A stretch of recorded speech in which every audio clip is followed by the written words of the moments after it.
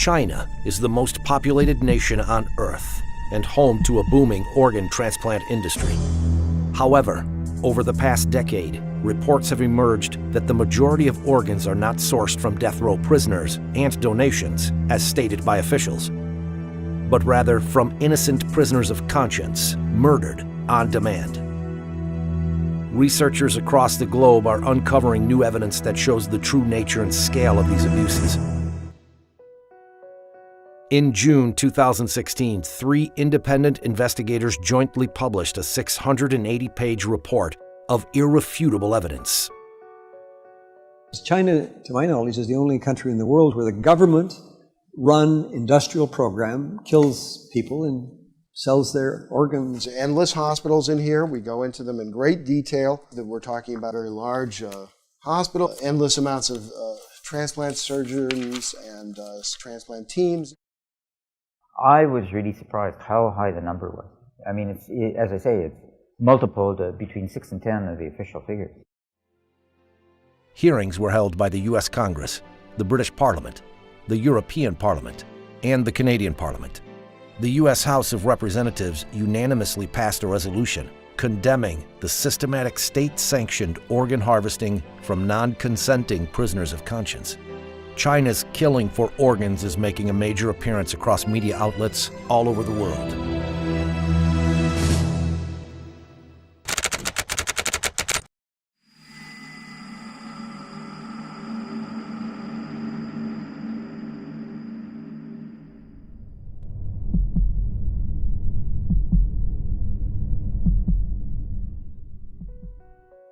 In 2006, it first came to light that prisoners of conscience were being killed on demand for organ transplants in secret detention facilities throughout China.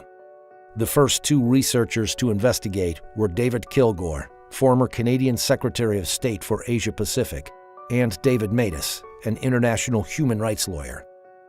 When we started in 2006, I didn't know where the trials would lead or what the conclusion would be. The initial surprise and disappointment was that this was true, that it was happening throughout China, and it was happening from 2001 to the date of our report. Kilgore and Matas released their first report in July 2006 and later published the book Bloody Harvest.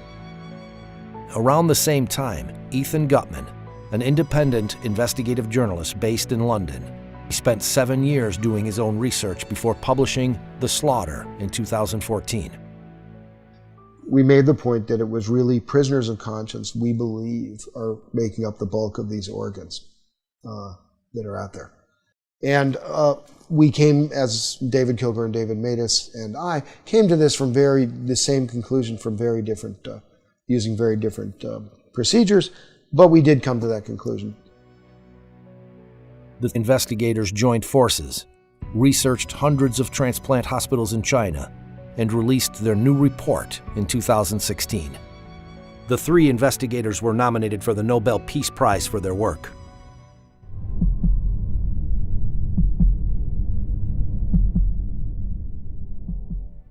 Discovering exactly how large the transplant industry is in China and how many victims there have been is difficult. The researchers spent a decade piecing together the evidence. For example, in September 2013, Director Zhu Jiye of the Liver Transplant Center at the People's Hospital of Peking University told China Economic Weekly, "Our hospital conducted 4,000 liver and kidney transplants within a particular year." So we had to cross-check everything. So when we had posted volume numbers, we cross-checked it against staff, against beds, against research publications, against media reports, against the purchase of immunosuppressive drugs. I mean, every which way we could. And what we were able to do by all this cross-checking is develop a consistent picture. And in that particular case, we came to the conclusion that yes, this claim of 4,000 was real. Shenzhen Central Hospital, they have 500 beds. It's actually over that now. 500 dedicated transplant beds. Now, they were claiming in their internal communications at several points to be doing 131% occupancy. What that means, again, 20 to 30 day stay, or what it suggests is they're doing about 5,000 transplants per year. These examples show that China's official claim of 10,000 transplants per year is easily surpassed by just a few hospitals. But these two hospitals are just the tip of the iceberg. The investigators found that more than 1,000 transplant hospitals applied for permits from the Ministry of Health in 2007 to continue doing transplants. That suggests these hospitals met the ministry's minimum capacity requirement for transplant centers it certifies. 169 were eventually selected. If you assume hospitals just operating at the minimums, never mind our actual estimate is closer to 100,000 a year. The researchers found other evidence of a massive transplant system, some of it from Chinese officials themselves. He Xiaoxun, a member of the expert committee of the Human Organ Donation Commission, stated, "The number of transplants increased by 10 times between 1999 and 2000, and further tripled by 2005. That's a 30-fold increase in 6 years." Wu Mengchao, known as the father of liver surgery in China, told the media in 2011, "China now performs the most liver transplants in the world." Since 2000, the entire United States has performed an average of about 6,000 liver transplants a year. This could be matched by just a few hospitals in China. That they had this endless supply of organs available on demand, and the only limit was capacity. And so what you saw after 2001 was this huge building boom. New beds, new wings, new hospitals focused on transplants. And so that the volume, when the system's operating at capacity, increased year by year. The report shows that just the 169 hospitals approved by the Ministry of Health could have performed over 1 million transplants since the year 2000. Many more hospitals were also doing transplants despite not having been certified.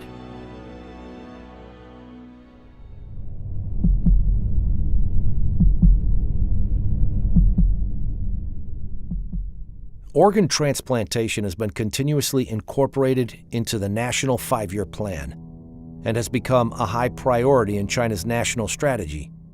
A large number of organ transplant research and training projects are funded under the major national programs and funds. The investigators found that China International Transplantation Network Assistance Center, CITNAC, listed transplant prices for foreigners on its archived website. It was bringing in about $9 or $10 billion a year, this industrial transplant operation going on across China now. It's a lot of money. A lot of hospitals are financing a lot of their activities through that.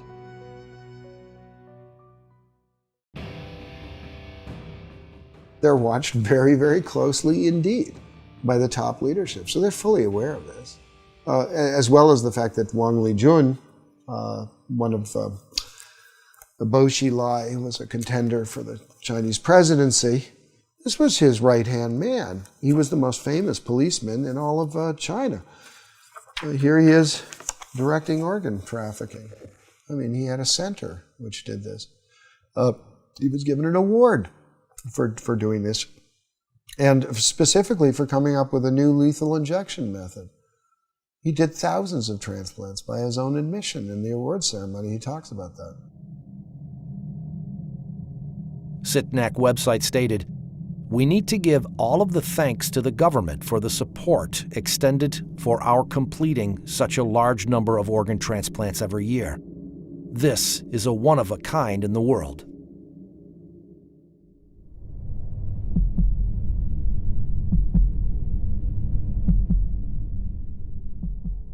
Researchers were particularly struck by one aspect of these transplants. Unlike anywhere else in the world, they were being done on demand. In countries with advanced organ donation and allocation systems, patients must usually wait years for a donor to become available. Yet in China, waiting times are commonly in weeks. The 2006 Liver Transplant Registry report showed that 27% of samples were emergency transplants. That means they found a new liver within days or even hours. It was back in 2005 when a patient of mine who has been on the top list of patients for human heart transplantation, came to me one day and told me that he was told by his insurance company, his Israeli insurance company, to go to China in 2 weeks' time as he was scheduled to undergo heart transplantation. And when I asked him how come such a surgery can be scheduled ahead of time, somebody has to die on the very day of the operation, he said he didn't know, and he went to China and got his heart transplantation exactly on the date that he was promised. One hospital in southwest China claimed to have donors seeking matched recipients, and also promised, in case of failure, we will continue to perform transplants until one is successful. In 2006, a chief surgeon of the Organ Transplant Center at a traditional Chinese medicine hospital published a study of 50 patients at his hospital who had each received kidney transplants 2, 3, or 4 times. Another example that's I can't get out of my head is a man from a country who went twice to China. First time he went, they brought him 4 sets of kidneys, and none of the 4 was compatible with him. 4 months later, he came back, and they brought him 4 more sets of kidneys, until finally the 8th kidney worked. And when we saw him, he was doing fine, but 8 human beings have been killed. In northeastern China, the International Transplantation Network Assistance Center stated on its website, China carries out kidney transplants from living sources. It's completely different from cadaveric kidney transplants in Japan. Because they have a bank of live donors waiting to get a match on the computer. Like some horrible restaurant where you go in and see a lobster and say, I want that lobster, and the lobster's killed. It's a crime against humanity.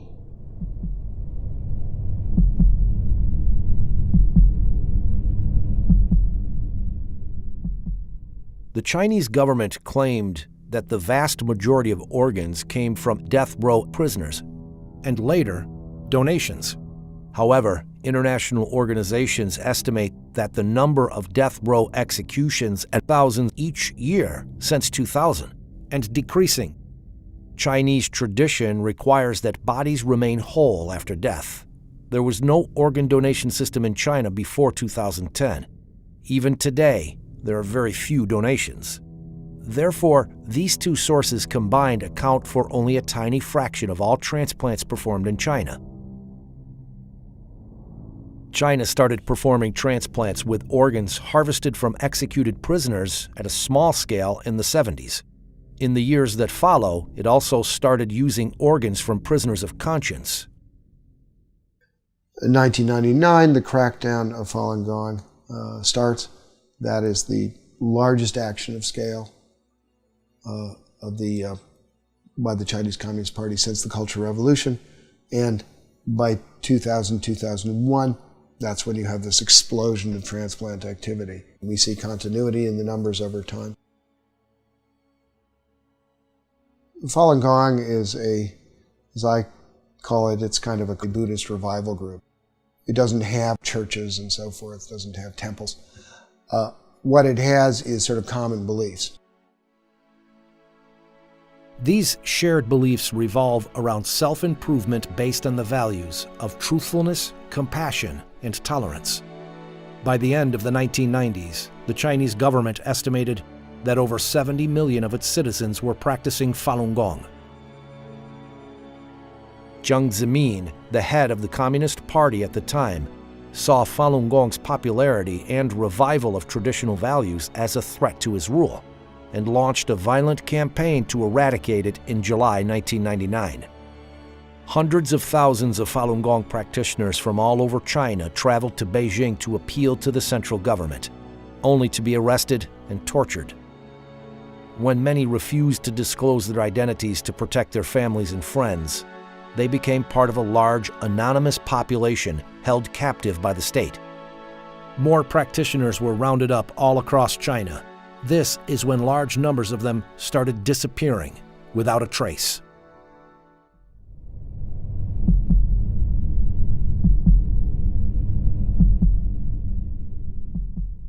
The official line in terms of repression of Falun Gong of the party is bankrupt them financially, ruin their reputations, destroy them physically. So that the vilifications destroying their reputations, the organ transplants is destroying them physically. There's the physical examinations, the blood testing, the organ examination, which have no other explanation than suitability for transplant. It was like convert or die. Convert or die. Turn in your friends or die. That it's state-sponsored genocide. We did not expect, after the Holocaust, to see this kind of medical corruption come round again.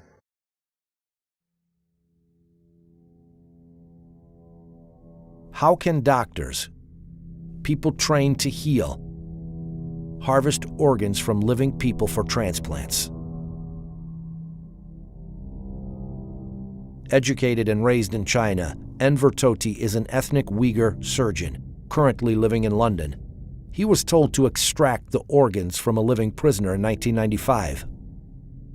They made you disabled to think yourself. My whole body just become a robot, just performed to do what I have been programmed to do. So anybody, if they label it themselves other than communism, Communist Party or member, then they will be treated as an enemy of the state.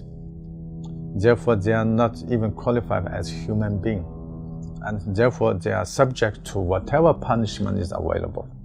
They made you genuinely believe what you are doing is for a good cause. It is little later I realized I shortened this man's life. That is equal to a killer. I killed him. This thing is haunting me. I have to tell the world to release the things inside my heart to get a little relief.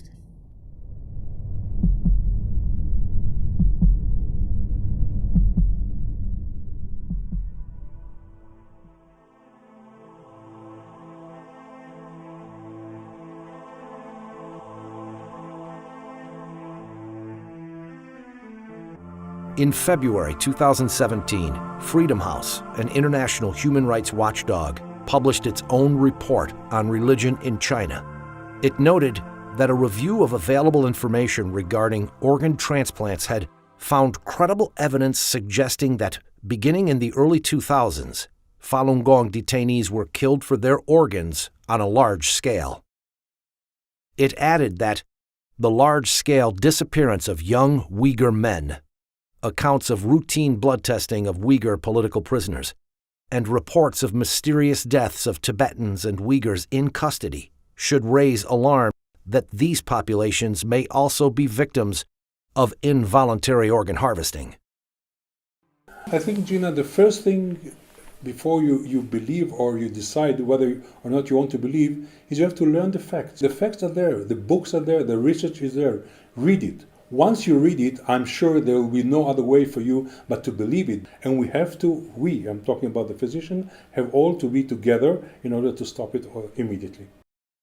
Until 2005, we didn't have no law. I found out that Israeli insurance companies and HMOs have been providing reimbursement, full reimbursement for these transplants of Israelis who went to China and got these illegal organs. So together with my friends, we sat down with our parliament, the Knesset, and in 2008, the Israeli parliament has enacted the organ transplant law, which totally bans any reimbursement of illegally obtained organ transplantation anywhere around the world. And since then, not a single Israeli patient went anymore to China. In addition to Israel, Spain, Italy, and Taiwan have passed laws restricting their citizens from traveling to China to receive an organ transplant from an illicit source.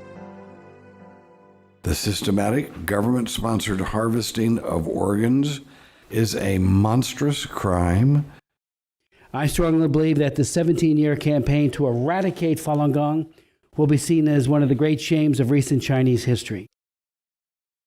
Since I've been a student of the Holocaust, I feel that to a certain extent what we're seeing is just a continuation of what we saw there in another form, which is the endless and bottomless depravity of human nature. I mean, there's no limit to the form of evil that people can sink.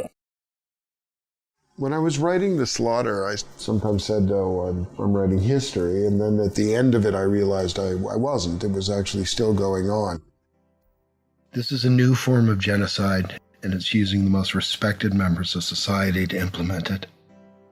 This is one of the central tests of our time. We can't avoid this any longer.